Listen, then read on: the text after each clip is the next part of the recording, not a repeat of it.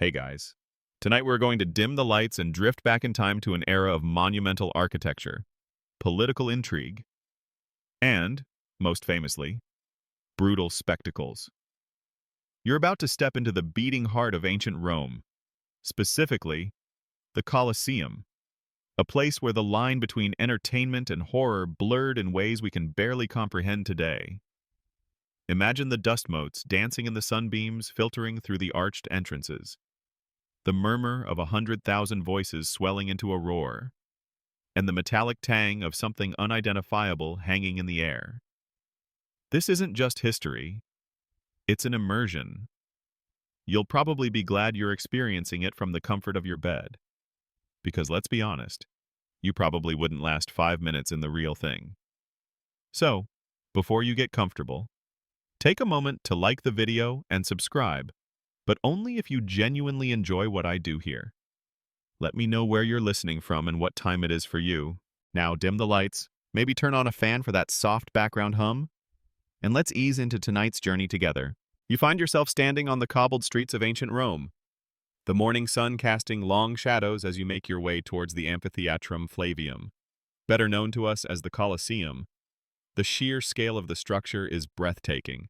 A colossal oval of travertine and concrete rising like a mountain against the cerulean sky. It's an architectural marvel, a testament to Roman engineering prowess, and a chilling monument to their appetite for spectacle. As you approach, the air thrums with an almost palpable anticipation. Vendors hawk their wares, cheap souvenirs, food stalls wafting the scent of spiced meats, and even pamphlets detailing the day's bloody lineup. You push your way through the throng, a mix of citizens from every social stratum, all eager to secure their spot. The gates loom before you, grand arches adorned with faded reliefs.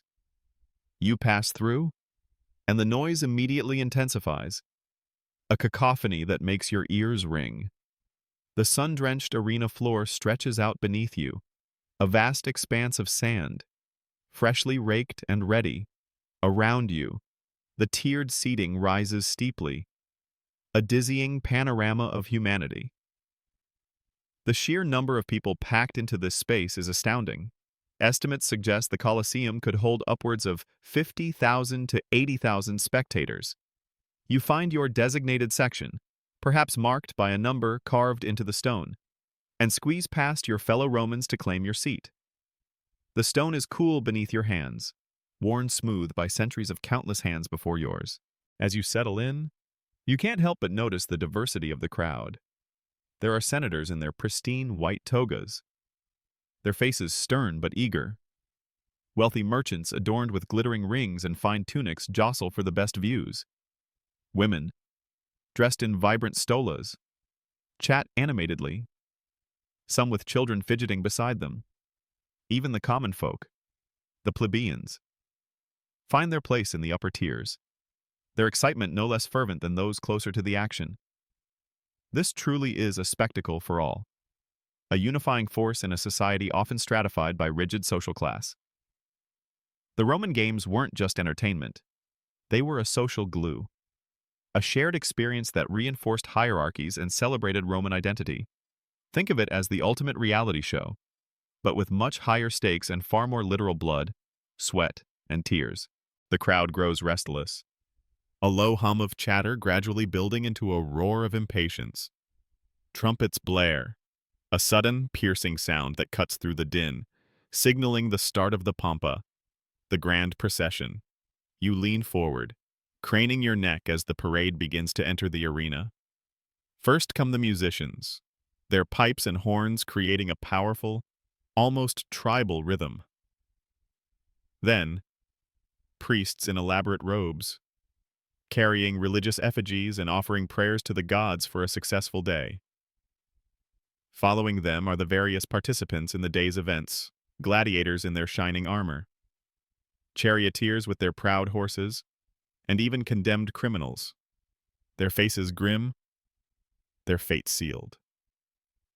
Each group elicits a different reaction from the crowd. Cheers for the gladiators, a murmur of curiosity for the beasts, and an unsettling silence for those about to face their end.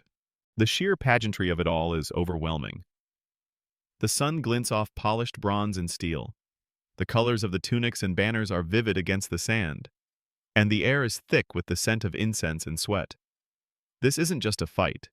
It's a meticulously orchestrated ritual, designed to both entertain and awe. The Romans understood the power of spectacle, and they spared no expense in creating an unforgettable experience. Imagine the cost, the sheer logistical nightmare of bringing wild animals from distant lands, training fierce warriors, and constructing elaborate sets for various reenactments. It's a testament to the immense resources and ambition of the Roman Empire. One of the often overlooked aspects of the Roman games, a detail that might surprise you, is the variety of events on offer. While gladiatorial combat is what immediately springs to mind, the games encompassed much more. There were wild beast hunts, venationes, public executions, noxi, chariot races, though these were usually held in the Circus Maximus, and even mock naval battles naumachiae when the Colosseum was flooded. Each event had its own unique draw, catering to different tastes within the Roman populace. You might find yourself cheering for a skilled hunter one moment, only to watch in morbid fascination as a condemned man faces his gruesome end the next. It's a stark reminder of the different moral compasses at play in ancient times. As the Pampa concludes, the crowd settles once more, a tense silence descending upon the vast arena.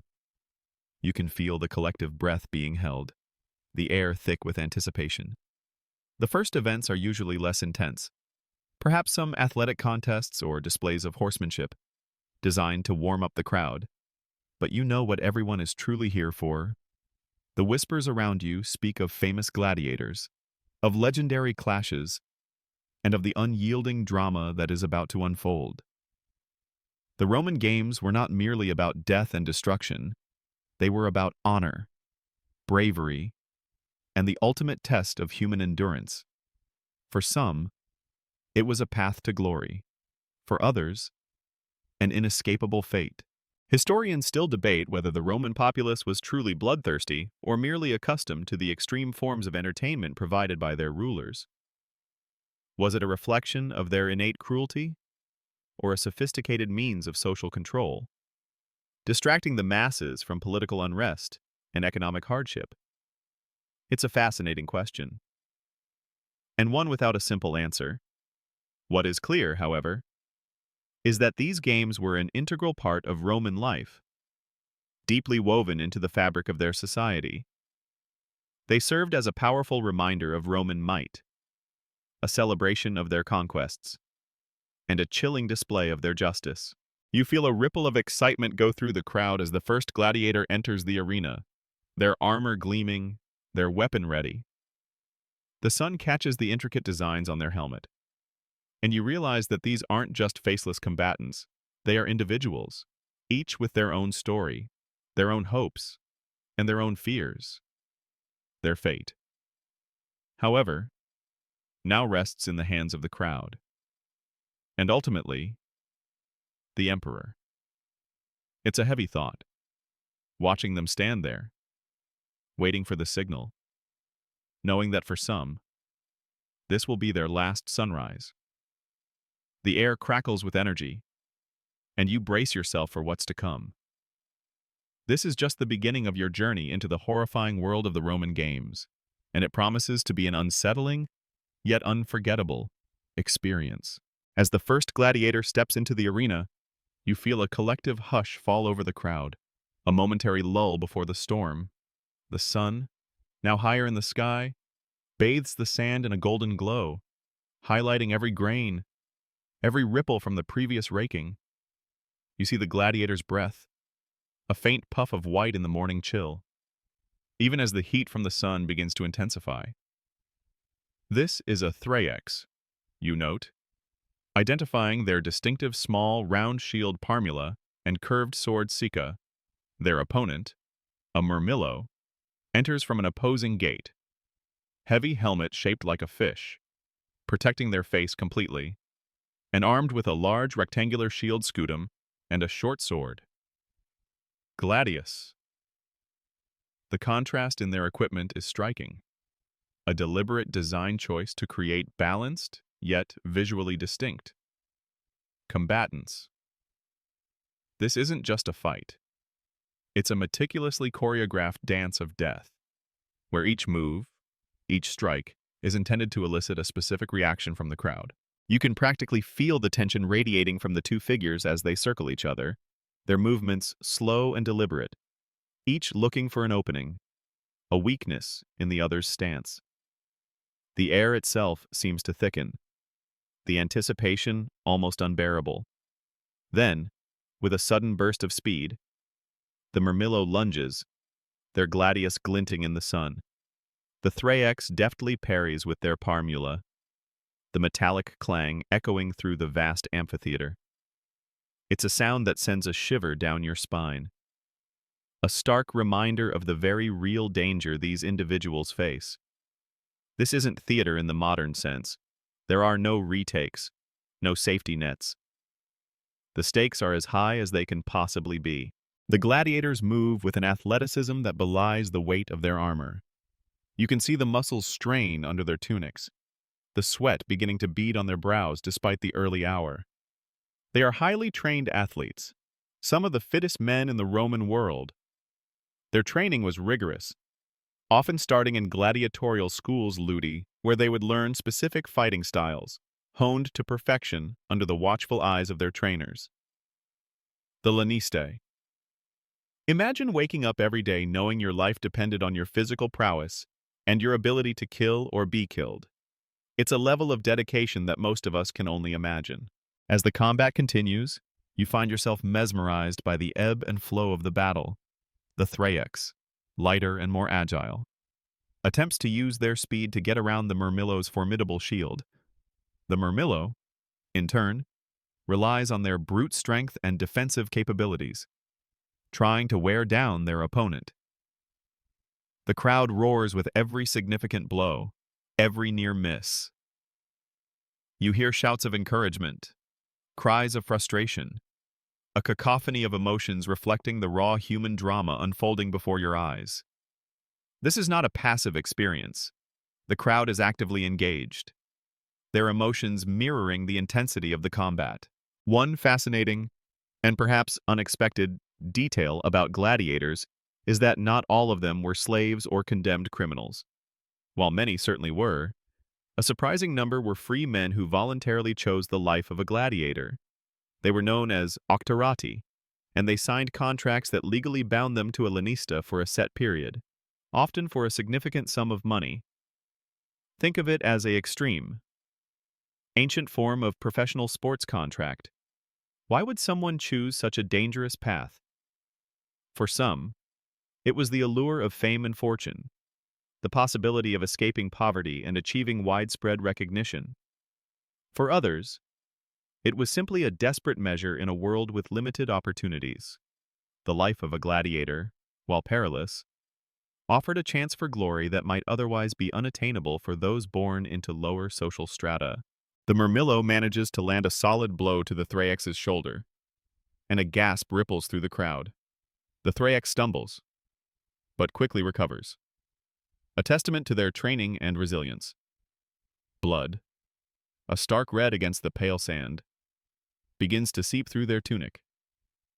You might think the Romans were obsessed with gore, and while they certainly didn't shy away from it, the focus wasn't purely on dismemberment. The true art of gladiatorial combat was in the skill, the showmanship, and the dramatic tension.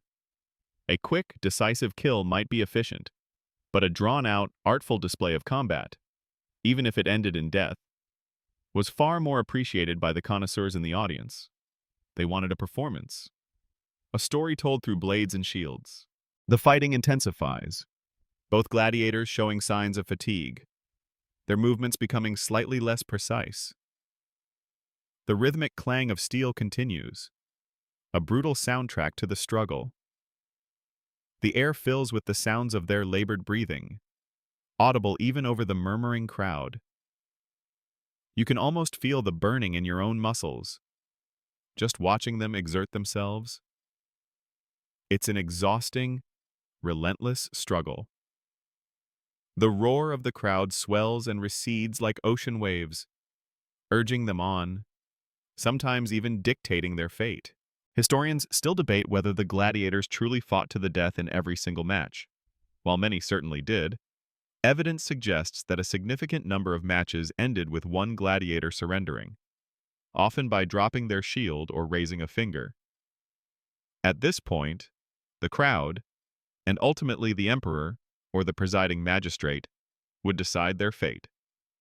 A thumb turned up police verso meant mercy, allowing the defeated gladiator to live and fight another day. A thumb turned down meant death. The exact gesture for death is still debated, with some scholars arguing it was actually a thumb pointed towards the throat. Regardless, the power of life and death rested firmly in the hands of the spectators and the elite. Imagine being in that arena, battered and exhausted, your life hanging by a single gesture from a distant figure. Talk about performance anxiety. Suddenly, the Murmillo manages to disarm the Thraex, sending their Sika clattering onto the sand. The crowd erupts, a mixture of shouts and gasps. The Thraex is now at the mercy of their opponent, their small shield their only remaining defense. The Murmillo advances, their gladius poised. The tension is unbearable. You hold your breath, along with thousands of others, waiting for the inevitable decision. Will the crowd show mercy, or will they demand the ultimate sacrifice? The Thraex drops to one knee, looking up at the Murmillo, a silent plea in their eyes. The Murmillo pauses, their chest heaving, the exertion evident on their face. The crowd begins to chant, a low guttural sound, some calling for mercy, others for the kill. It's a chilling moment of collective power, a stark reminder of the absolute authority the Roman people, or at least the elite among them, wielded in these games. Then, a gesture from the imperial box. The emperor, a figure seated high above the arena, makes his decision. You strain to see, to understand the subtle movement of his hand. The crowd responds instantly, a deafening roar signaling their understanding. The Murmillo, obeying the unspoken command, either grants mercy or delivers the final, swift blow. The outcome, whatever it may be, sends a wave of relief and excitement, or perhaps grim satisfaction, through the assembled masses. The Roman games, in their raw and unvarnished form, were a profound mirror reflecting the values, priorities, and indeed, the casual brutality of their society. They were designed not just to entertain, but to instruct, to reinforce power structures, and to remind everyone of the unforgiving nature of Roman justice and the thin line between life and death. With the gladiatorial combat concluded, a new sense of anticipation ripples through the Colosseum. The sand, now stained with the crimson evidence of the previous bout, is quickly raked over by a team of attendants, preparing the arena for the next spectacle. The air, still thick with the scent of sweat and something metallic, now also carries a different kind of tension, a more primal undercurrent. You can hear it in the low murmur of the crowd, a collective eagerness for what's to come. This next event is the Venatio, the wild beast hunt, and for many Romans, it's just as, if not more, exhilarating than the gladiatorial duels. You crane your neck as the massive gates on the arena floor, known as the Porta Libitinaria, the Gate of Death, chillingly, begin to creak open. From within, you hear guttural roars and agitated growls, sounds that send a shiver down your spine despite the distance.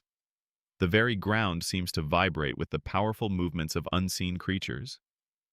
Imagine the sheer audacity of bringing lions from Africa, bears from the European wilds, and even exotic panthers and elephants from distant lands, all for the purpose of a public spectacle. It's a testament to Rome's vast reach and its insatiable desire for the novel and the dangerous. The first animal to emerge is a magnificent lion, its tawny mane a striking contrast against the pale sand. It blinks in the bright sunlight, disoriented and clearly agitated by the roar of the crowd. Its powerful tail lashes back and forth, stirring up dust. You can almost feel the raw power emanating from the beast, a force of nature trapped within this man-made enclosure. Following closely, or sometimes released simultaneously from different gates, are the bestiarii, professional beast fighters. These aren't necessarily gladiators in the strict sense, but highly skilled individuals, often armed with spears, bows, and sometimes nets, whose sole purpose is to confront and kill these formidable animals. The hunt is on. The bestiarii move with surprising agility, dodging the lion's lunges, their spears glinting as they seek an opening. The lion, driven by instinct and fear, lets out a deafening roar that echoes throughout the Colosseum, a sound that vibrates in your chest and makes the hairs on your arms stand on end. The crowd, rather than recoiling, cheers louder, urging on both the hunters and the hunted. It's a strange and unsettling duality, cheering for the death of a magnificent creature, yet also admiring the bravery, or perhaps foolishness, of the men who face it. The Venationes were often elaborate affairs, not just simple hunts. Sometimes, the arena would be transformed with scenery designed to mimic natural habitats, trees, rocks, even artificial hills to make the spectacle more immersive and to provide cover for both the animals and the hunters. Imagine the logistical nightmare of hauling mature trees into the Colosseum, or creating a miniature forest within its walls. It speaks volumes about the Roman commitment to theatricality, even in their most brutal forms of entertainment. It's like the ancient world's version of an extreme escape room, but with actual lions. As the hunt progresses, other animals might be introduced. Perhaps a bear, lumbering yet surprisingly swift, or an agile leopard. Its spots a blur as it streaks across the sand. The sheer variety of animals brought to Rome for these events is astonishing. They were sourced from every corner of the vast Roman Empire, from the forests of Germania to the deserts of North Africa. This display of exotic fauna was not just for entertainment. It was a powerful symbol of Roman dominion over the natural world, a tangible representation of their conquests. Every captured beast, every animal paraded and then dispatched in the arena, reinforced the idea of Rome's boundless power and reach. One curious and lesser-known detail about the Venationes is the practice of animal duels. Sometimes, instead of men fighting beasts, different species of animals would be pitted against each other. Imagine a ferocious bull locking horns with a powerful bear, or a lion confronting a pack of wild dogs. These clashes were designed to be unpredictable and thrilling, showcasing the raw, untamed power of the animal kingdom. While certainly brutal, it offered a different kind of spectacle, focusing solely on the inherent ferocity of the creatures themselves. It's like a deadly ancient nature documentary, but with a much more definitive ending for its participants. The sounds of the Venatio are relentless. The growls, the roars, the thud of animals hitting the sand, the occasional clang of a spear against bone. The air grows heavy with the scent of blood and something wild, something untamed. The bestiarii, despite their skill, are not always victorious. Sometimes, a hunter is caught off guard, a moment of hesitation proving fatal. When a bestiarius falls, the crowd's reaction is complex. There might be gasps of shock, but also a grim acceptance. It's a reminder that even the hunters are risking their lives for the entertainment of the masses, a grim testament to the dangerous nature of their profession. Historians still debate the true ecological impact of the Roman Venationes on animal populations. While it's clear that millions of animals were slaughtered over centuries for these games, the exact extent of their contribution to the extinction or severe decline of certain species in North Africa and parts of Europe is a subject of ongoing scholarly discussion. Were they the sole cause of, say, the disappearance of lions from North Africa, or merely a contributing factor alongside habitat loss and other human activities? The truth is likely complex, but the sheer scale of the hunts undoubtedly had a profound effect on the animal populations of the ancient world. It makes you think about how our own entertainment choices today might impact the natural world. As the Venatio draws to a close, the arena floor is littered with the bodies of the fallen animals, a stark and bloody tableau. The bestiarii, some wounded but alive, receive cheers from the crowd, their bravery, or luck, acknowledged. Attendants quickly move in, dragging the carcasses away, preparing the arena once more. The efficiency with which this all happens is almost unsettling. The Romans were masters of logistics, and even the disposal of dead bodies, both human and animal, was a finely tuned operation designed to maintain the flow of the spectacle. You might find yourself feeling a strange mix of awe and revulsion. The Venationes were undeniably brutal, a display of overwhelming human dominance over nature. Yet, there's also something undeniably captivating about witnessing such raw power, such a direct confrontation with the wild.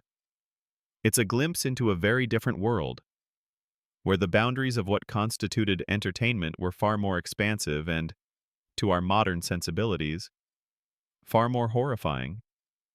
The roar of the crowd, the cries of the animals, the glint of steel, it all fades into a complex tapestry of sounds and images that linger in your mind long after the sand has been cleaned and the gates closed. It's a chilling reminder of the Roman capacity for both engineering marvel and casual cruelty. With the gladiatorial combat concluded, a new sense of anticipation ripples through the Colosseum. The sand, now stained with the crimson evidence of the previous bout, is quickly raked over by a team of attendants, preparing the arena for the next spectacle. The air, still thick with the scent of sweat and something metallic, now also carries a different kind of tension, a more primal undercurrent. You can hear it in the low murmur of the crowd, a collective eagerness for what's to come. This next event is the Venatio, the wild beast hunt, and for many Romans, it's just as, if not more, exhilarating than the gladiatorial duels. You crane your neck as the massive gates on the arena floor, known as the Porta Libitinaria, the Gate of Death, chillingly begin to creak open. From within, you hear guttural roars and agitated growls, sounds that send a shiver down your spine despite the distance. The very ground seems to vibrate with the powerful movements of unseen creatures. Imagine the sheer audacity of bringing lions from Africa, bears from the European wilds, and even exotic panthers and elephants from distant lands, all for the purpose of a public spectacle. It's a testament to Rome's vast reach and its insatiable desire for the novel and the dangerous. The first animal to emerge is a magnificent lion, its tawny mane a striking contrast against the pale sand. It blinks in the bright sunlight, disoriented and clearly agitated by the roar of the crowd. Its powerful tail lashes back and forth, stirring up dust. You can almost feel the raw power emanating from the beast, a force of nature trapped within this man-made enclosure. Following closely, or sometimes released simultaneously from different gates, are the bestiarii, professional beast fighters. These aren't necessarily gladiators in the strict sense, but highly skilled individuals, often armed with spears, bows, and sometimes nets, whose sole purpose is to confront and kill these formidable animals. The hunt is on. The bestiarii move with surprising agility, dodging the lion's lunges, their spears glinting as they seek an opening. The lion, driven by instinct and fear, lets out a deafening roar that echoes throughout the Colosseum, a sound that vibrates in your chest and makes the hairs on your arms stand on end. The crowd, rather than recoiling, cheers louder, urging on both the hunters and the hunted. It's a strange and unsettling duality, cheering for the death of a magnificent creature, yet also admiring the bravery, or perhaps foolishness, of the men who face it. The Venationes were often elaborate affairs, not just simple hunts. Sometimes, the arena would be transformed with scenery designed to mimic natural habitats, trees, rocks, even artificial hills to make the spectacle more immersive and to provide cover for both the animals and the hunters. Imagine the logistical nightmare of hauling mature trees into the Colosseum. or creating a miniature forest within its walls. It speaks volumes about the Roman commitment to theatricality. Even in their most brutal forms of entertainment, it's like the ancient world's version of an extreme escape room, but with actual lions. As the hunt progresses, other animals might be introduced, perhaps a bear, lumbering yet surprisingly swift, or an agile leopard, its spots a blur as it streaks across the sand. The sheer variety of animals brought to Rome for these events is astonishing. They were sourced from every corner of the vast Roman Empire, from the forests of Germania to the deserts of North Africa. This display of exotic fauna was not just for entertainment, it was a powerful symbol of Roman dominion over the natural world, a tangible representation of their conquests. Every captured beast, every animal paraded and then dispatched in the arena, reinforced the idea of Rome's boundless power and reach. One curious and lesser-known detail about the Venationes is the practice of animal duels. Sometimes, instead of men fighting beasts, different species of animals would be pitted against each other.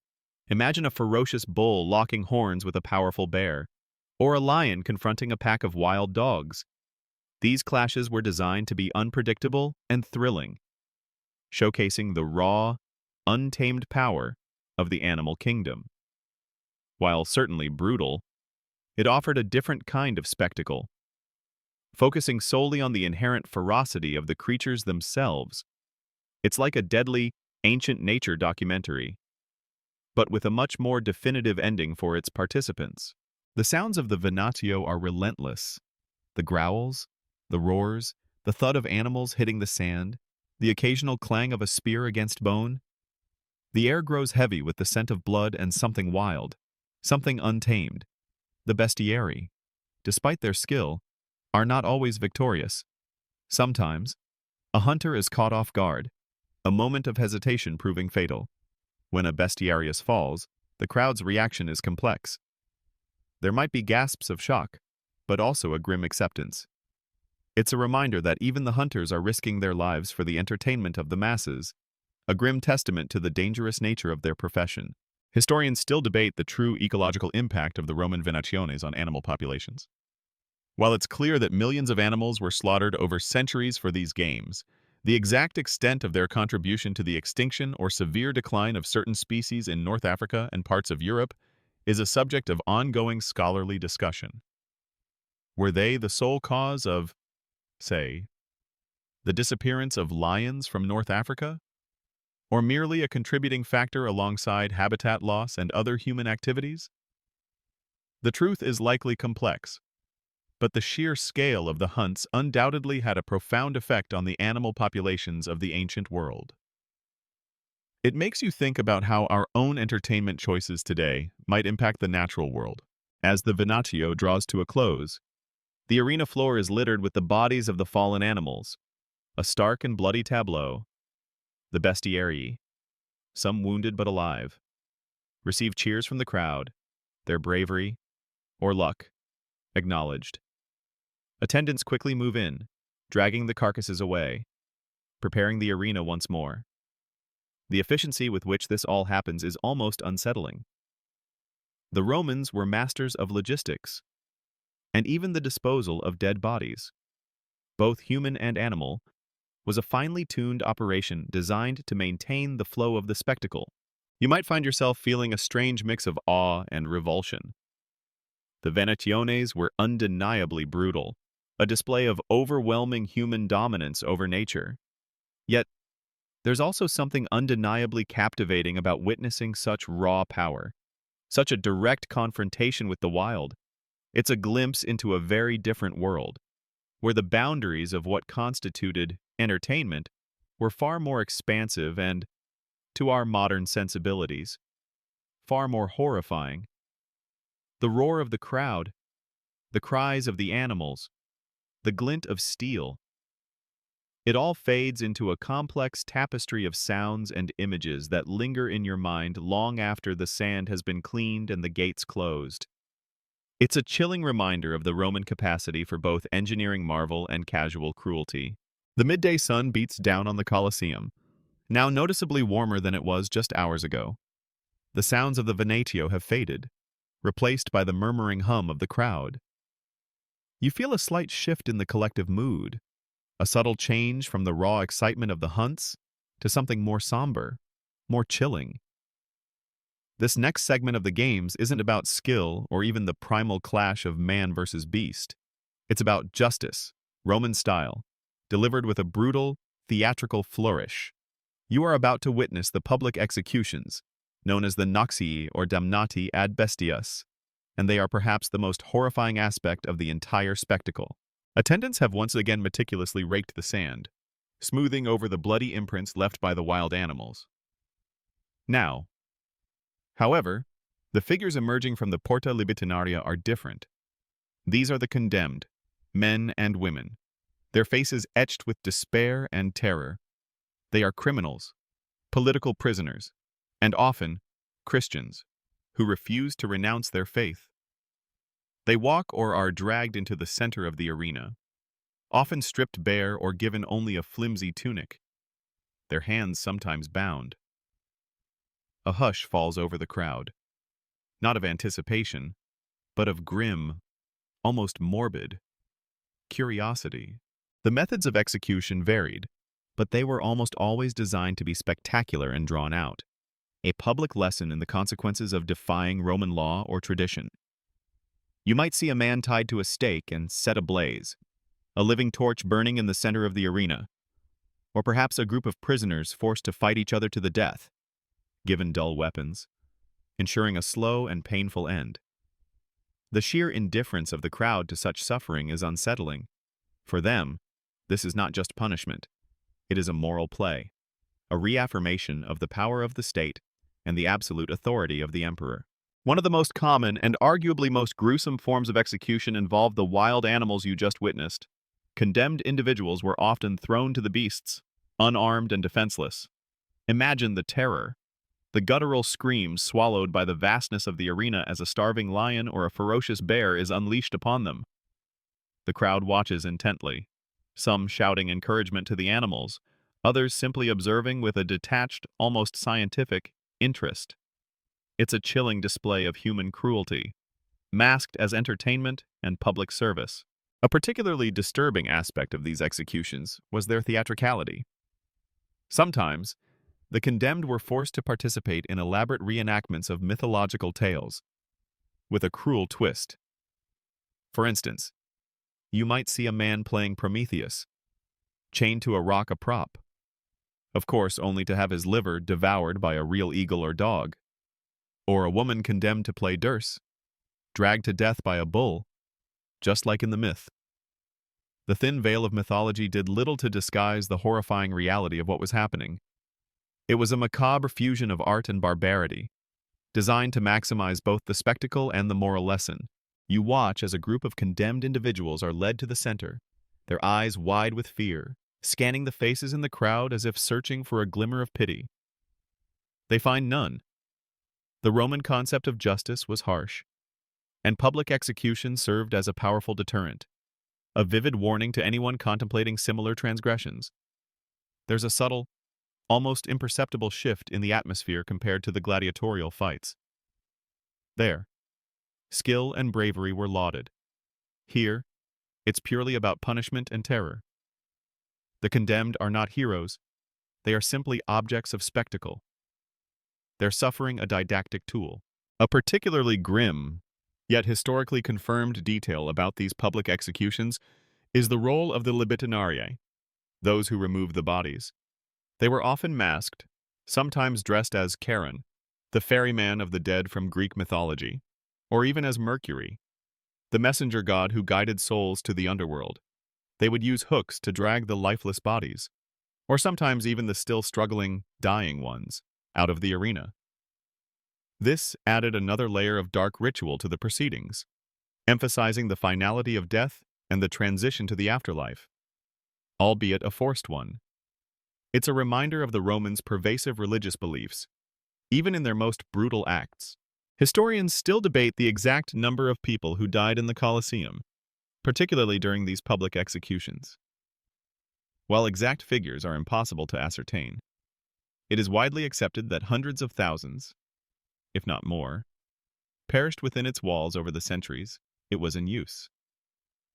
The sheer scale of death for public amusement is staggering and continues to be a point of moral and historical contention. Was it a necessary evil to maintain order, a form of crowd control, or simply a reflection of a society with a different, harsher set of values regarding human life? The answers are complex and deeply unsettling. As the final horrifying moments unfold, a wave of relief, perhaps even exhaustion, washes over the crowd. The sun has moved higher, casting shorter shadows on the sand. The air is heavy, no longer just with dust and sweat, but with the lingering presence of suffering. The rapid removal of the bodies and the swift cleaning of the arena are almost unsettling in their efficiency. It's as if the Romans wished to erase the evidence as quickly as possible, preparing the stage for the next, perhaps more palatable, form of entertainment. You might feel a profound sense of unease, a chill that has nothing to do with the temperature. The public executions in the Colosseum were not just historical events, they were a profound statement about power, fear, and the limits of human empathy. They serve as a stark reminder that what one society deems as entertainment, another might view as an unspeakable atrocity.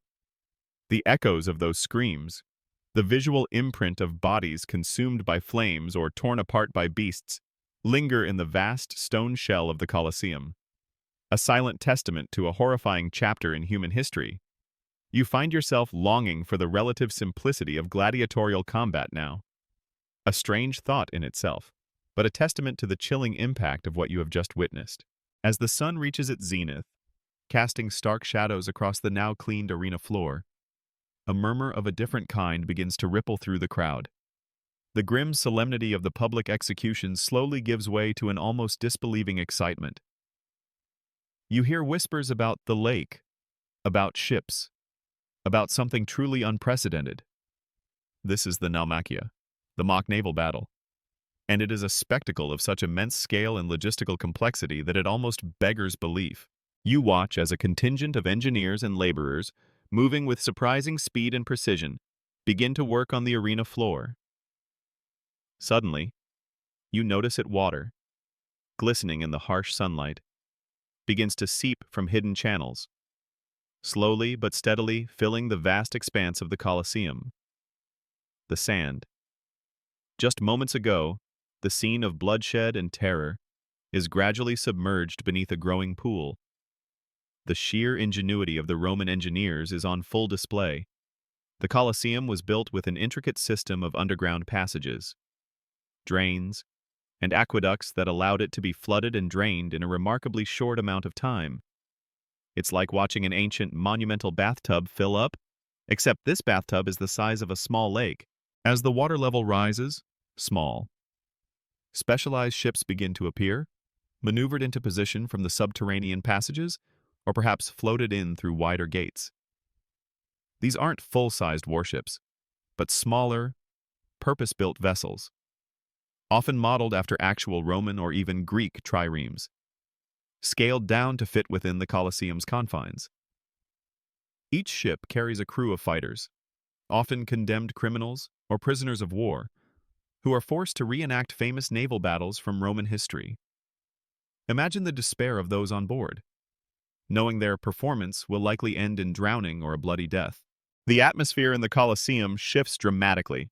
The roar of the crowd, which was once a bloodthirsty bellow, transforms into a chorus of oohs and ahs, a sound of genuine wonder. They are captivated by the sheer novelty and extravagance of it all. The sun glints off the rippling water, creating dazzling reflections that dance across the tiers of seating. The air, once dry and dusty, now carries a hint of dampness, a surprising freshness within the stone structure. The Naumachii were incredibly rare events, held only on special occasions, due to the immense resources and effort required. The first recorded Naumachia in Rome was organized by Julius Caesar in 46 BC, not in the Colosseum, but in a basin dug specifically for the purpose on the Campus Martius. When the Colosseum was inaugurated in 80 AD, Emperor Titus famously staged a Naumachia there, which reportedly involved thousands of participants and showcased the incredible capabilities of the new amphitheater.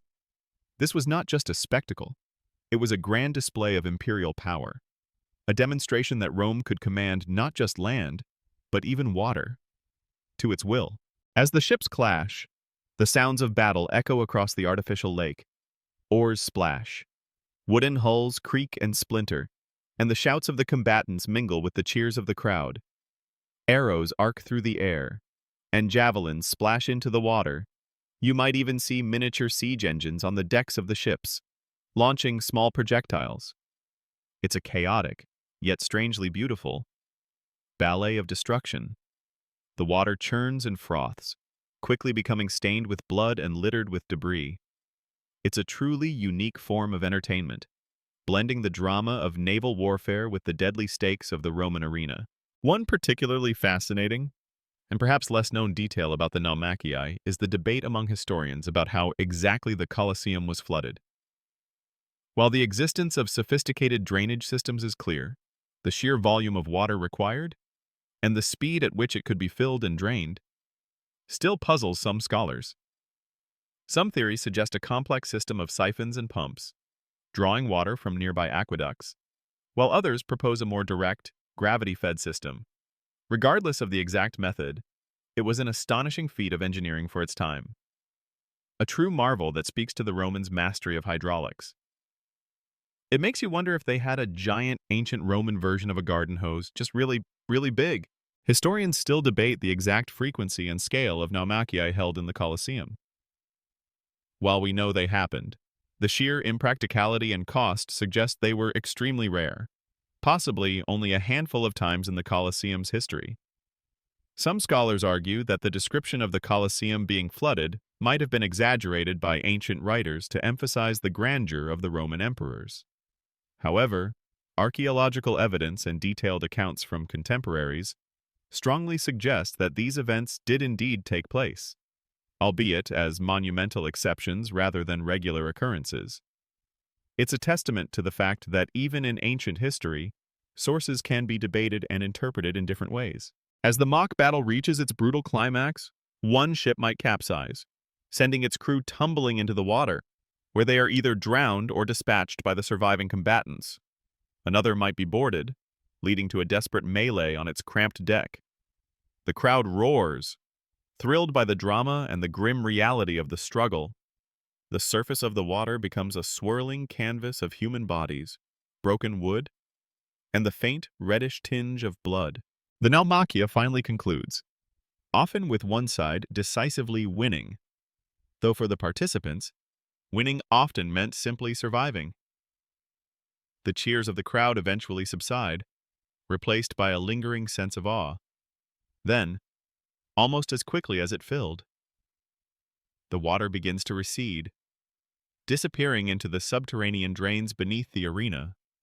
The Colosseum, having transformed into a lake, slowly reveals its sand floor once more, ready to be prepared for the next, perhaps less watery, event. You are left with a profound sense of the Romans' audacity to transform a land arena into a naval battleground, to command such immense resources and engineering prowess for pure spectacle, is truly mind-boggling. It underscores a key aspect of the Roman games. They were not just about combat, but about grand, theatrical displays that showcased the power, wealth, and ingenuity of the empire itself. The Naumachii, more than any other event, highlighted the Romans' ability to manipulate their environment and create illusions on an epic scale, all for the entertainment of their populace. It's a vision that stays with you, a testament to the horrifying yet awe-inspiring extravagance of ancient Rome. With the spectacle of the Naumachia fading from memory, the Colosseum floor, now drained and resanded, prepares for yet another transformation. You might think, after witnessing gladiatorial duels, beast hunts, gruesome executions, and even mock naval battles, that you've seen the full extent of Roman spectacle. But what often goes unnoticed by the casual observer, yet was absolutely crucial to the very existence of these games, is the immense, almost unimaginable, logistical undertaking that happened behind the scenes. You are now going to peel back the layers of the Colosseum to understand the hidden mechanisms and countless labors that made these horrifying displays possible. Imagine the sheer scale of the operation, bringing thousands of wild animals from across 3 continents, transporting tons of building materials, managing hundreds of gladiators, and feeding and housing a temporary city of performers, trainers, and support staff. This wasn't just a show. It was a complex, multi-million-dollar in ancient terms enterprise, requiring meticulous planning and execution. It's like orchestrating a modern-day Olympic opening ceremony, but without the benefit of machinery, computers, or even basic health and safety regulations. Beneath the very sand you stand upon lies a hidden world, a labyrinthine network of tunnels, chambers, and lifts known as the Hypogeum. This intricate underground complex was the beating heart of the Colosseum, a marvel of Roman engineering that allowed for the seamless movement of animals, gladiators, and elaborate stage props. As you peer down through grates on the arena floor, you can almost visualize the frantic activity below slaves and laborers, toiling in dimly lit, cramped spaces, preparing for the next act. This wasn't a glamorous world. It was one of grime, sweat, and relentless physical labor. Picture the animal cages, some quite large, housing lions, bears, and leopards, waiting to be hoisted into the arena. These cages were ingeniously designed to be connected to a system of ramps and 32 vertical lifts. When the cue was given, ropes and pulleys, operated by dozens of strong men, would hoist these cages, sometimes with animals already inside, up to the arena floor through trapdoors. Imagine the brute force required, the coordinated effort, to lift a roaring lion from the darkness of the Hypogeum into the blinding sunlight of the arena, all while maintaining precise timing for the spectacle above. It's a logistical ballet on a truly massive scale. Beyond the animals, consider the sheer number of human resources involved. There were the Lenistai, the trainers and owners of gladiatorial schools, responsible for the recruitment, training, and maintenance of their fighters. There were the legions of slaves who performed the most dangerous and grueling tasks, cleaning the arena, moving bodies, operating the lifts, and maintaining the vast complex. There were the artisans who created the elaborate scenery for the Venaciones and Noxi, painting backdrops, constructing artificial forests, and designing clever mechanical devices to surprise the audience. It was a vast, specialized workforce, each component essential to the grand performance. One fascinating, often overlooked, detail is the water supply. For the naumachii, and even just for cleaning the arena or providing water for the animals and staff, immense quantities of water were needed. The Colosseum was connected to Rome's extensive aqueduct system, specifically the Aqua Claudia. The precision with which they could divert and then drain such massive volumes of water speaks to an engineering prowess that still impresses modern hydraulic engineers. It wasn't just about building strong arches. It was about understanding fluid dynamics on a grand scale. You almost expect to find ancient Roman plumbing inspectors, ensuring everything was up to code. Historians still debate the exact number of people who worked behind the scenes to make the Roman Games possible. While specific figures are hard to pin down, estimates suggest it ran into the thousands, perhaps even tens of thousands, on any given game day. When you account for all the support staff, vendors, guards, and maintenance crews, the logistics were akin to running a massive, short-term city that appeared and disappeared around the games. Was this concentration of labor purely for efficiency? Or did it also serve as another form of social control, keeping vast numbers of the lower classes employed and occupied? It's a complex question about the interplay of labor, power, and spectacle in Roman society. The sounds from the Hypogeum, though muffled by the layers of stone and sand, would have been a constant backdrop to the arena's roar. The creak of ropes, the groans of men straining at winches, the distant bellow of an impatient animal. These were the unseen harmonies of the Roman games, the hidden orchestration that allowed the horrors above to unfold with chilling efficiency.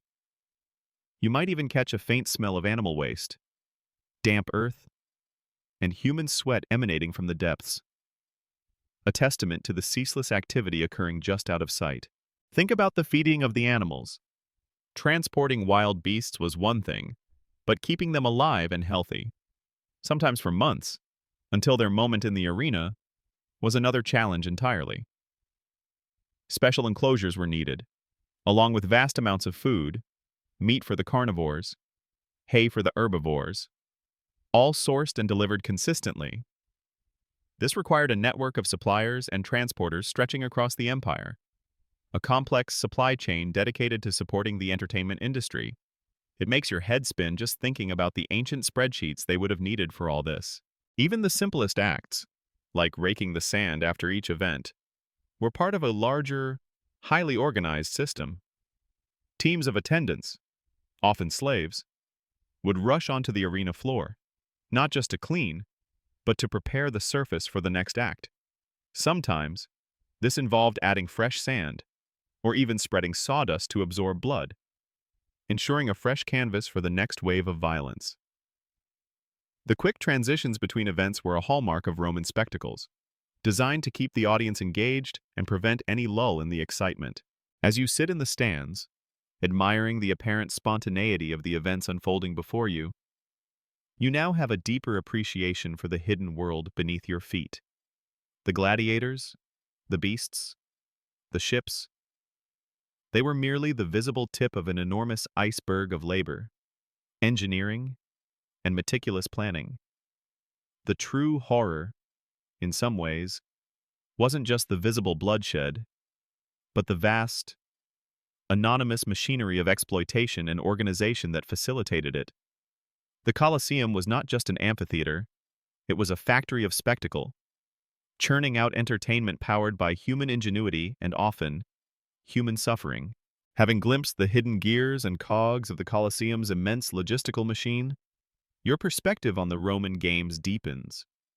You now understand that what you witness in the arena is not merely spontaneous savagery, but a carefully orchestrated performance, a grand display designed for a very specific purpose. This brings us to a crucial element: the intricate relationship between the emperor, the games, and public opinion. The games were far more than simple entertainment. They were a powerful, often brutal, tool for political control, public appeasement, and the projection of imperial power. You shift in your seat, your eyes drawn to the imperial box, the pulvinar, located in a prime viewing position, usually above the main entrance. Here sits the emperor, surrounded by his retinue, a figure of immense power whose very presence electrifies the crowd. The emperor's attendance at the games was not optional. It was a fundamental expectation of the Roman populace. His appearance was a chance for him to be seen, to be cheered, and to connect directly with the citizens of Rome, albeit in a highly controlled environment. Think of it as the ultimate public relations exercise, but one where thousands of lives hang in the balance. The Roman emperors understood implicitly that control of the masses, the plebs, was paramount to maintaining stability. Providing bread in circuses panem et circenses was a deliberate strategy. The bread came in the form of grain distributions, ensuring the populace was fed. The circuses were the games, offering free entertainment on an unprecedented scale, diverting attention from potential economic hardships, political grievances, or social unrest. When you see the crowd roar with delight, it's not just about the thrill of the fight. It's also about the satisfaction of being provided for by their benevolent leader. The emperor's role was absolutely central. He was not just a spectator, he was the ultimate arbiter of life and death in the arena. You recall the moment earlier when the emperor's hand gesture decided the fate of a defeated gladiator. This act, known as pollice verso thumb turned, though the exact gesture is debated, was a direct display of his absolute authority. It sent a clear message: the emperor controlled every aspect of Roman life, even the very breath in a man's lungs. This was a direct, visceral demonstration of sovereignty, a reminder to everyone, from the lowliest slave to the highest senator, of where true power resided. Beyond simply deciding fates, emperors often used the games to announce important decrees, distribute gifts, largessies to the crowd, or even to stage elaborate processions to commemorate military victories. Each event was an opportunity for the emperor to enhance his image, to be seen as generous, powerful, and connected to the will of the gods. An emperor who put on lavish and exciting games was generally a popular emperor, at least in the short term.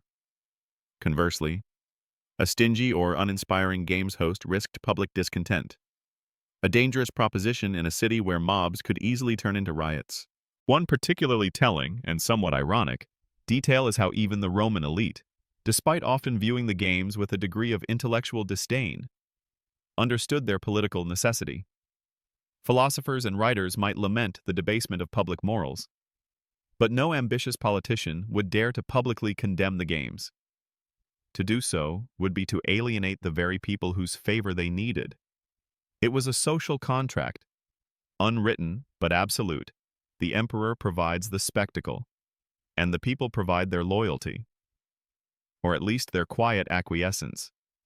It's like your boss giving you free donuts every Friday. You might complain about the job, but you probably won't say no to the donuts. Historians still debate the extent to which the Roman people were genuinely enthusiastic about the games versus merely being conditioned to accept them as a part of life. Was their cheer truly spontaneous? Or was it an ingrained response to centuries of imperial propaganda and social expectation? While it's clear that popular demand for the games was immense, some scholars argue that this demand was cultivated by the emperors themselves, rather than being an entirely organic phenomenon. It's a complex psychological question: do people truly enjoy the violence? Or do they enjoy the spectacle and the sense of belonging that comes with it? You observe the crowd's reaction to the emperor. When he makes a subtle gesture or offers a brief smile, a wave of approval washes through the stands. When he makes a popular decision, like sparing a brave gladiator, the roar is deafening, a genuine outpouring of affection. This dynamic exchange between ruler and ruled was a crucial element of Roman governance. The Colosseum was not just an arena for combat, it was a grand stage for the performance of power itself. Moreover, the games served as a constant reinforcement of Roman values. Bravery, discipline, endurance, and a willingness to face death were celebrated. The subjugation of foreign enemies, symbolized by the exotic animals and condemned prisoners, reinforced the idea of Roman superiority. Even the architecture of the Colosseum itself, with its imposing scale and intricate organization, was a physical manifestation of Rome's might and organizational genius. Every aspect, from the initial procession to the final body removal, was designed to transmit specific messages about Roman identity and imperial power.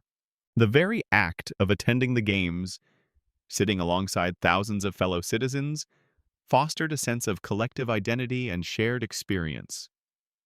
Regardless of social standing, everyone was united in their role as spectator, their voices joining in a single roar.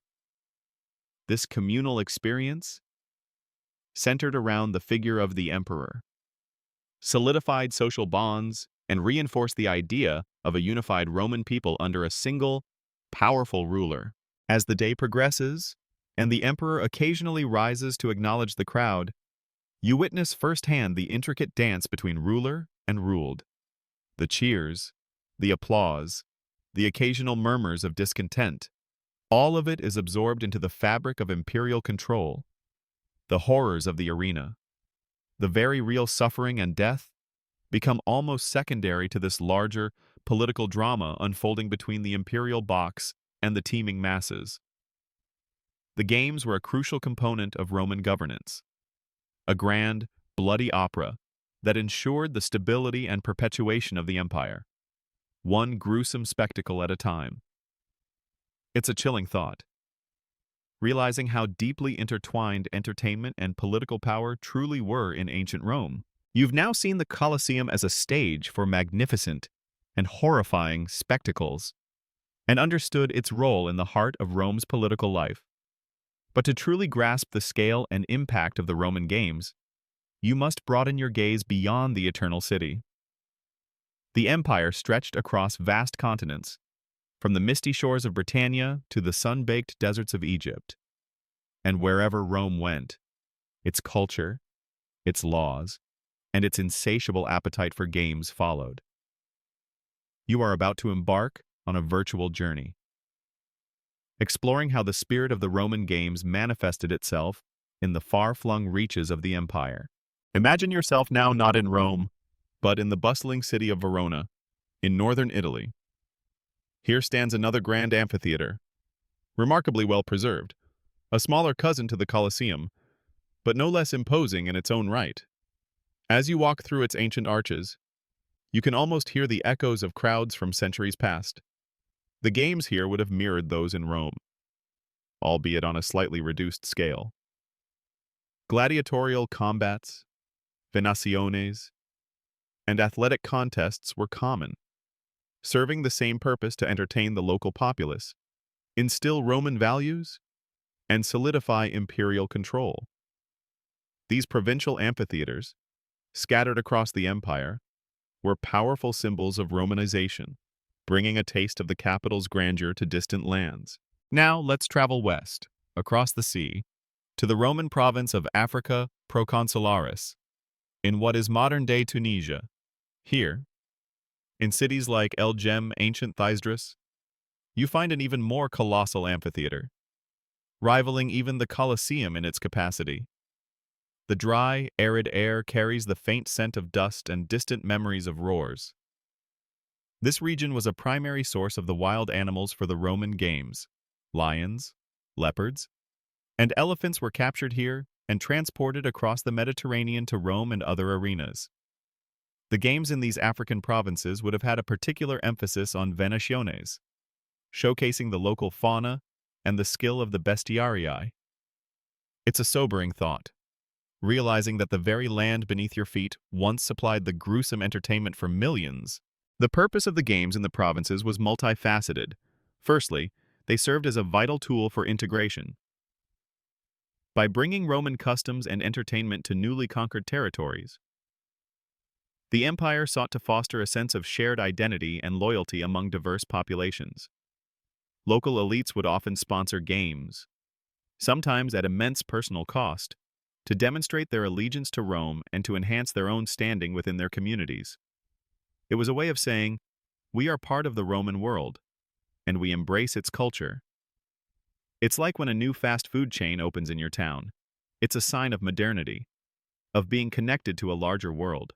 One particularly surprising, and somewhat morbid, detail about games in the provinces is the occasional inclusion of local, indigenous fighting styles or animal contests. While the Roman model of gladiatorial combat was dominant in some areas, pre-Roman traditions of ritual combat or animal baiting might have been incorporated or influenced by the Roman format.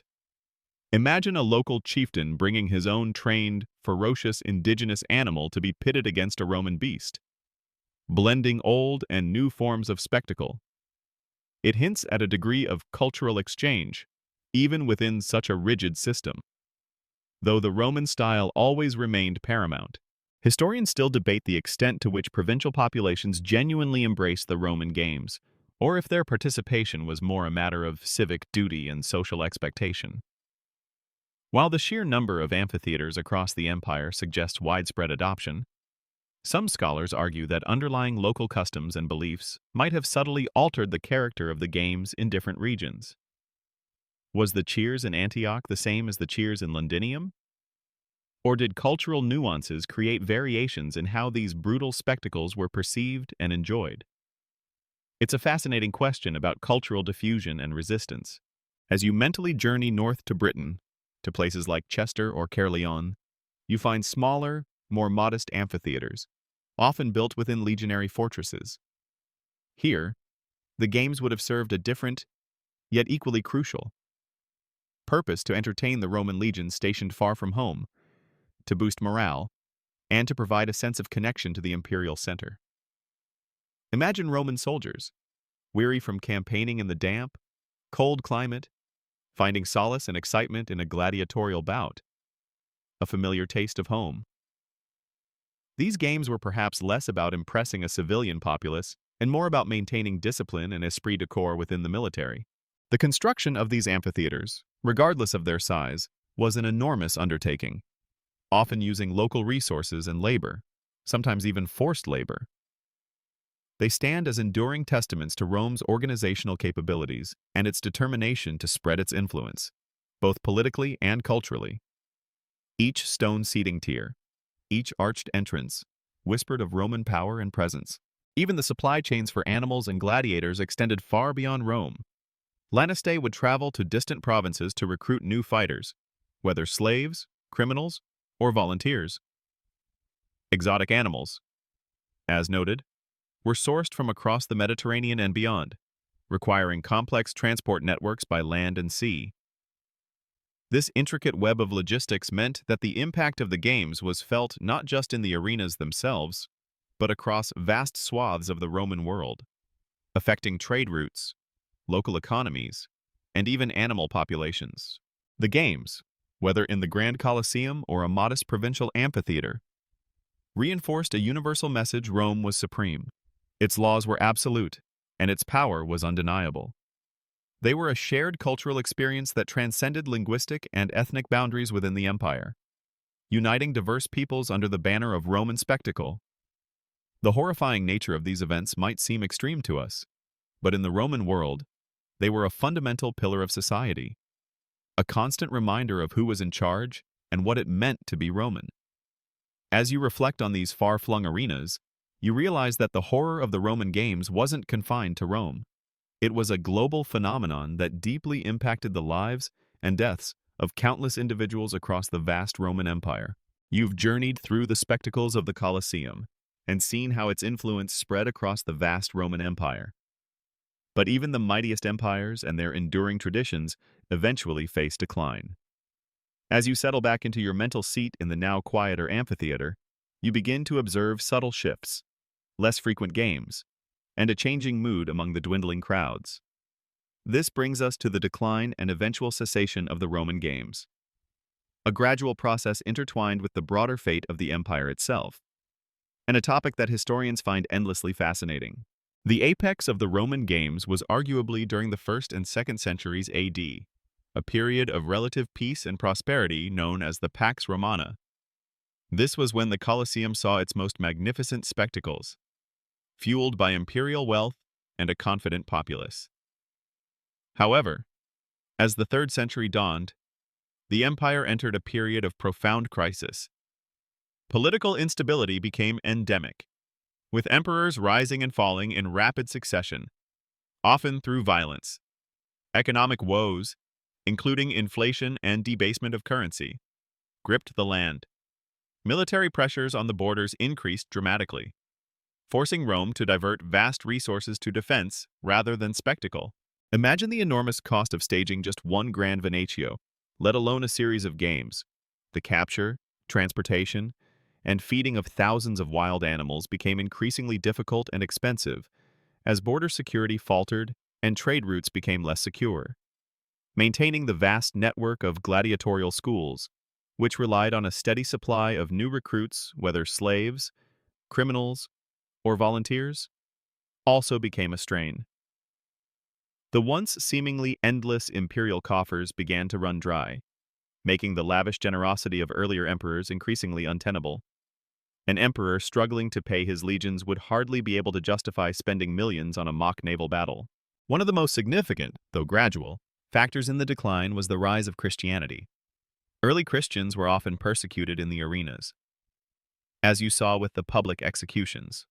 However, as Christianity gained converts, particularly among the urban poor and later among the elite, its moral opposition to the games grew stronger. Christian thinkers condemned the violence, the pagan rituals associated with the games, and the casual disregard for human life. While this opposition didn't immediately halt the games, it began to chip away at their moral legitimacy in the eyes of a growing segment of the population. When Emperor Constantine converted to Christianity in the early 4th century, the official stance on the games began to shift. albeit slowly. You can sense this shift in the atmosphere. The cheers are perhaps less fervent, the crowds not quite as dense. There are still games, but they might be smaller, less frequent, and perhaps less extravagant. The once unquestioned public enthusiasm for the bloodshed gradually eroded, replaced by a more nuanced, or even jaded, perspective. It's like a long-running TV show that just isn't as good as it used to be. People still watch, but the magic is gone. A fascinating and often overlooked detail is that gladiatorial combat actually continued in some form, even after the official ban. While Emperor Honorius is credited with banning gladiatorial games in 404 AD after a monk, Saint Telemachus was stoned to death in the arena while trying to stop a fight.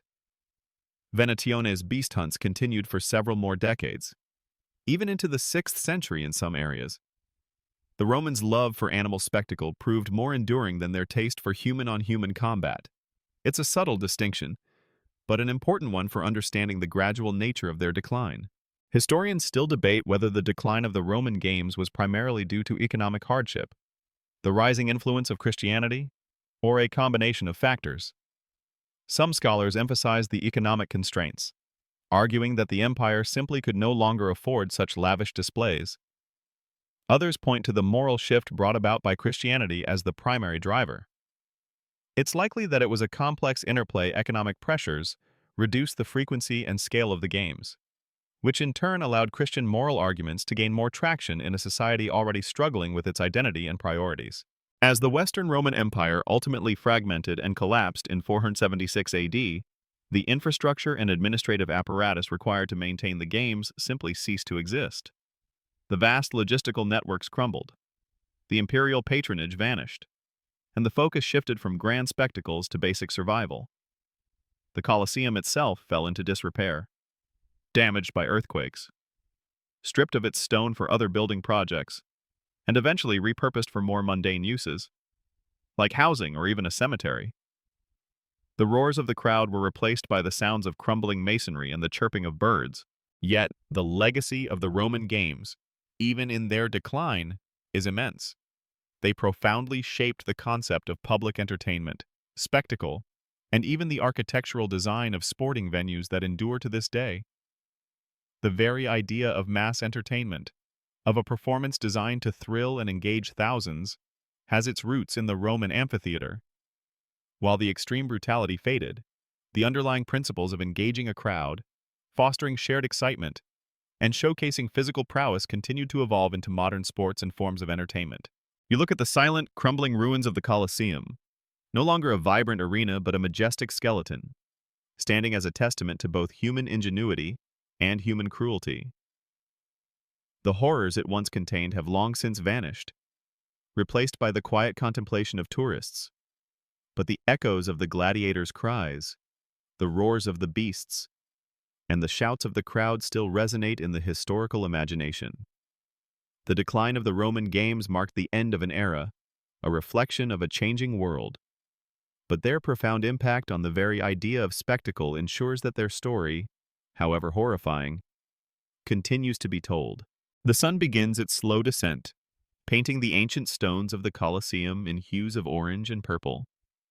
The crowds have long since vanished, the sounds of roars and cheers replaced by the whisper of the wind through broken arches. Yet, as you sit in the quiet amphitheater, a profound realization washes over you, the echoes of the Roman games, however horrifying, are not entirely silent. They resonate, subtly but undeniably, in the fabric of our modern world. This brings us to the legacy of the Roman games and their echoes in contemporary society. Think about it, the very concept of a large-scale public spectacle, designed to entertain and engage thousands, finds its roots in the Roman amphitheater. From the architecture of our modern stadiums to the meticulously choreographed opening ceremonies of major sporting events, you can see direct lines tracing back to Rome. Our football stadiums, basketball arenas, and concert venues, with their tiered seating and central performance areas, are direct descendants of the Colosseum. The fundamental idea of gathering a massive audience to witness a live event, whether it's a sporting contest, a musical performance, or a political rally, is a direct inheritance from the Romans. It's like you're still sitting in the Colosseum, just with slightly more comfortable seats and less risk of being eaten by a lion. Consider the role of the crowd, the fervent support for teams and individual athletes, the Roman passion for their favorite gladiators, charioteers, or even bestiarii finds a clear parallel in modern sports fandom. You see the same intense loyalty, the same collective excitement, the same willingness to identify strongly with a particular competitor or team. The modern wave that ripples through a stadium. That's just a less deadly version of the Roman crowd's collective roar. The banners, the chants, the collective emotional experience. It all harkens back to the dynamic relationship between performers and spectators in the Roman arena. Even the commercial aspects of modern entertainment owe something to the Romans. The vast infrastructure, the logistics of moving people and goods, the selling of souvenirs and food, it was all present, in a rudimentary form, at the Roman Games. Think about the branded merchandise, the star power of individual athletes, the debate over ticket prices. These are all facets of an entertainment industry that, in its essence, existed 2 millennia ago. One particularly striking, and perhaps uncomfortable, parallel lies in the human desire for drama and conflict. While modern society has, thankfully, moved beyond literal fights to the death for entertainment, the appeal of competition, of witnessing individuals push their limits, and of the thrill of victory and the agony of defeat, remains universal. Professional wrestling, reality TV shows, and even certain forms of extreme sports, though vastly different in their moral implications, touch upon some of the same primal urges for spectacle and human drama that fueled the Roman Games. It's like we've sublimated our ancient bloodlust into slightly more civilized forms. A fascinating, and often overlooked, detail is the Roman understanding of crowd psychology. They knew how to manipulate emotions, how to build suspense, and how to create a lasting impression. The elaborate processions, the dramatic entrances, the carefully paced events, these were all designed to maximize audience engagement. Modern event planners and producers still use many of these fundamental principles, perhaps without even realizing their ancient origins. The Romans were masters of the immersive experience.